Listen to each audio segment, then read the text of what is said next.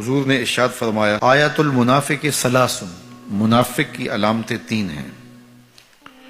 جس شخص کے اندر یہ علامات ہوں تو وہ اس نیت سے سنیں کہ آج ابھی اسی وقت میں یہ مصمم عزم کرتا ہوں کہ اپنے سے کھرچ دوں گا ان چیزوں کو، اور اپنے من کو، اپنے اندر کو، اپنے باطن کو ان غلاستوں سے پاک کروں گا۔ اور عملی موضوعات پہ بات کرنے کا میرا مقصود بھی یہی ہوتا ہے کہ ہماری زندگی میں، سب سے پہلے اپنی زندگی میں اور پھر میرے ملنے والوں کی زندگی کے اندر عملی طور پہ تبدیلی پیدا ہو۔ تو اس نیت کے ساتھ جب آپ سنیں گے تو اللہ برکت کرے گا۔ تو سنیے رسول رحمت نے ارشاد فرمایا صلی اللہ علیہ وآلہ وسلم نے کہ منافق کی نشانیاں 3 ہیں۔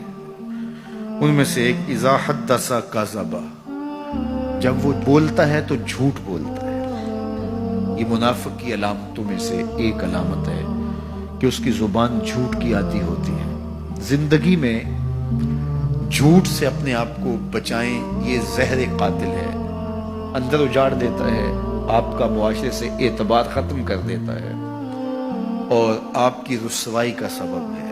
دوسرا ارشاد فرمایا وَإِذَا وَعَدَ أَخْلَفَ، جب وہ وعدہ کرتا ہے تو وعدہ خلافی کرتا ہے۔ یہ منافق کی علامت ہے کہ وہ وعدہ پورا نہیں کرتا۔ میرے حضور کسی سے وعدہ کرتے ہیں کہ تیرے آنے تک یہاں کھڑا ہوں، اور وہ جا کے بھول جاتا ہے۔ میرے حضور 3 دن کھڑے رہتے ہیں، 3 دن کے بعد اچانک وہاں سے گزرا، دیکھا تو حضور کھڑے ہیں۔ بڑی شرمندگی ہوئی، ڈرتا ہوا آگے بڑھا، صرف اتنا کہا یار تو نے مشقت میں ڈال دیا۔ 3 دن تک میرے حضور کھڑے، اور میں کہتا ہوں وہ تو 3 دن بعد واپس آ گیا۔ وہ نہ آتا 3 سال بھی کھڑا رہنا ہوتا، میرے حضور کھڑے رہتے کہ میں نے اس سے وعدہ کیا۔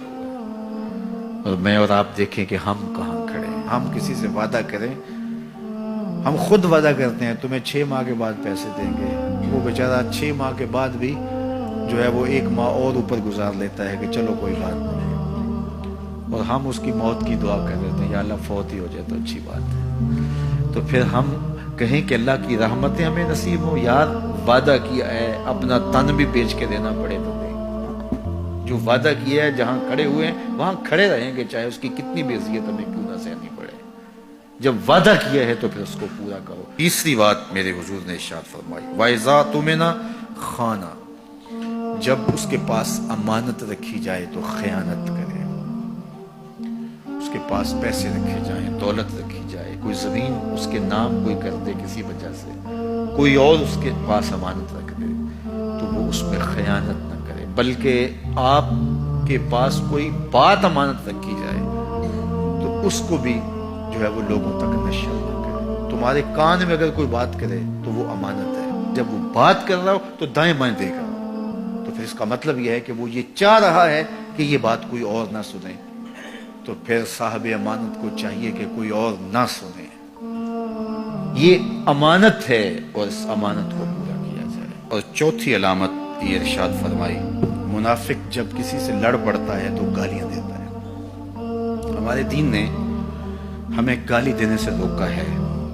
اپنی زبان کی پاکیزگی اور اپنی زبان کی طہارت کا سامان کیجیے۔ آپ کسی بھی حالت میں ہوں، آپ کے اوپر کوئی کتنی بھی زیادتی کر رہا ہو، آپ کو کوئی تھپڑ بھی مار رہا ہو تو آپ اس کا مقابلہ ضرور کریں، لیکن آپ کی زبان گندی نہیں ہونی چاہیے۔ یہ غصے کے وقت ہی تو انسان کا پتہ چلتا ہے۔ ظفر سے آدمی نہ جانیے چاہے جتنا بھی ہو، صاحب فہم و ذکا، جسے عیش میں یاد خدا نہ رہی، جسے تیش میں خوف خدا نہ رہا۔ عیش کی زندگی ہو یا تیش کی زندگی، خوشی کا مرحلہ ہو یا مرحلہ غم ہو، آپ دیکھو نارمل زندگی کے اندر تو آپ معتدل ہوں گے ہی ہوں گے، لیکن جب آپ کا بیلنس خراب ہوتا ہے خوشیوں کے وفور کی وجہ سے، اس وقت پتہ چلے گا۔ یہ ہے انسان کا امتحان، یہ ہے انسان کی آزمائش۔